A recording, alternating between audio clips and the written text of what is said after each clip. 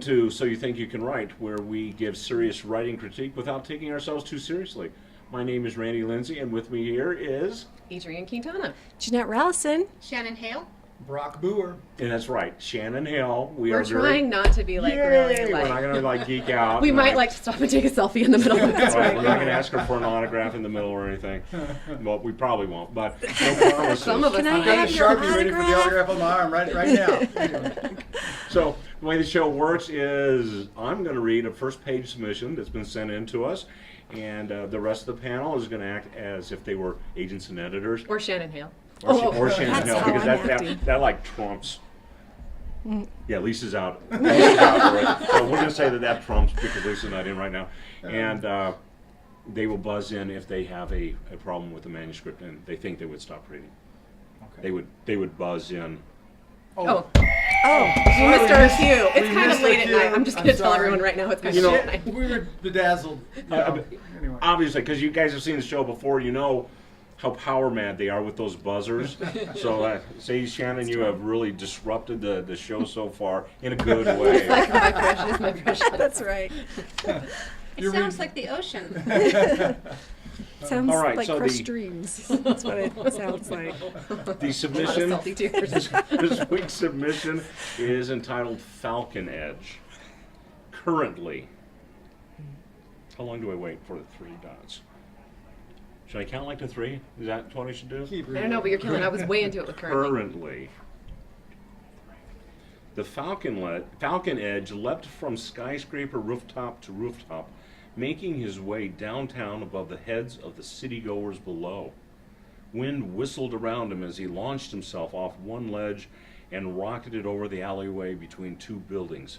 He landed on booted feet on the other side and ran for the next ledge. Dressed from head to toe in silvery armor, he held a razor-sharp golden sword in one gauntleted hand. It reflected the light of the high noon sun. A formidable sight. His armor fit.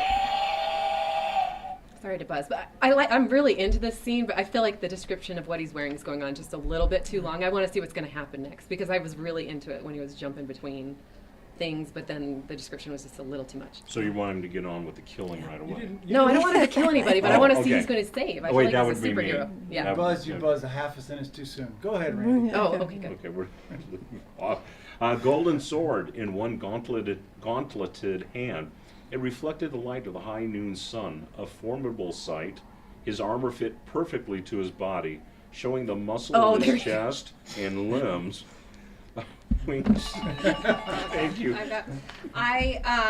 I was really liking this, and if it's a comedy, I'm totally in for that sentence. But it doesn't read like a comedy right now, so I have a hard time taking seriously. The armor fit perfectly to his body, showing the muscles of his chest and limbs. It kind of sounds like you're describing my husband, Kind of. Right? but he doesn't wear armor in public. So if you saw him in his armor, that's a little creepy and probably should not be peeking in our Shannon windows. gets bonus points for working in a compliment to her husband. Nice. No. He's watching the kids tonight. And now I feel like I have to say something nice about my husband related to this. Oh. A winged symbol was plastered in gold to his chest plate, Just like my husband. just like Shannon's husband. And what's his superhero name? Dean. Keep that in mind. Let's put up the Dean signal. Okay. In the air next to him, a figure materialized in a flash of gold. She was a dark-haired woman in a blue and gold dress, floating like a zero gravity at the Falcon's floating like in zero gravity at the Falcon's edge side. He was the only person who could see her. They attempted to rob the bank, the floating woman, whose name was Soria, said.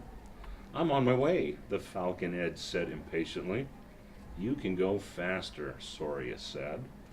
With a sigh, Falconedge picked up the pace, moving in a blur as he navigated the city of Northlake. You don't like Northlake? I don't. I've been there. No, I'm just kidding. Anybody lives in Northlake? I'm sorry. No, it almost sounds. This is like a comic book. It needs to be like a graphic novel, and like I said, it almost, if it's meant to be a little funny or like Princess Bride type feeling, then it's really cool. And if it's a comic book, it's really cool. But as a novel, it doesn't really seem to work for me. But I mean, good description. There's some really cool elements to it. But for me, I would kind of probably stop there. Okay.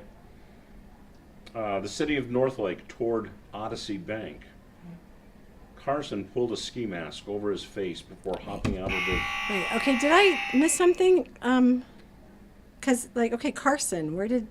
There's a hashtag there. Oh, we got to see. Okay, it's a new scene. Sorry about that. I take back that buzzer. I thought Carson just suddenly appeared in this with Like the Falconedge and Soria. Sorry. Okay, go on. Only the guy can see. Carson pulled a ski mask over his face before hopping out of the still-moving van. I'm going to buzz to Carson anyway. Okay. I think it's a little soon to be switching main characters, point of view characters here. Good point. That's a good point. Okay. The still-moving van. 3 of his friends followed him into the foyer of Odyssey Bank, guns up, and And I'm going to buzz there because Odyssey Bank is terrible customer service. Nobody deserves to be held up. But that's not the writer's fault. Oh, I'm sorry. I'll take that. Okay. Guns Don't choose up. Chase Bank because they might come after us. All right, All right. guns Okay. up and ready. I like that. All last right. line. Guns up. Guns up and ready. That is good. Okay. I like there's some tension here. There's some cool elements here. That the character. I mean, it's obviously a superhero. Like those. you Like know, superheroes. But again, it sounds like a graphic novel to me. So, but there's some strong elements here. I liked it overall, but there were some little things that I almost buzzed at. I did think the description went on a little bit long, and I want to be in somebody's mind, and I'm still not sure who's the main character. It seems like we're just watching it, but we're not getting anybody's internal thoughts. And that's where I'm at with it too. Is I want to be in this character's head instead of. And it's nice to get the whole description and everything, but it'd be so much better to be in that character's head. Yeah, Yeah, show us their and don't do thoughts. the mirror thing. Don't do like I'm a superhero, and then flex in front of. No, Don't do that. I think we started at the right place. I just want to know what he's thinking and how he's seeing it. If he's the main character, or if Soria is. I just Or wanna is see Randy- Carson the I main think Carson character? is. I just Yeah, want to see Randy Carson. flex again, and we can do a screenshot of that. Let's put like a. Okay, so it's We bad haven't enough the heard- first time. Let's, Just, anyway. let's not make fun of Randy because he doesn't know how to flex right, okay? Okay. All right. I have something to say about point of view. So if we are in Falconedge's point of view, if he's the main character, and then Soria says they are attempting to rob the bank, the floating woman, he's not seeing her as the floating woman. He's going to think of her as Soria. So you would say Soria said, she was floating beside him, right? So this feels like the author stepping in to tell us that, this is a floating woman who's saying this.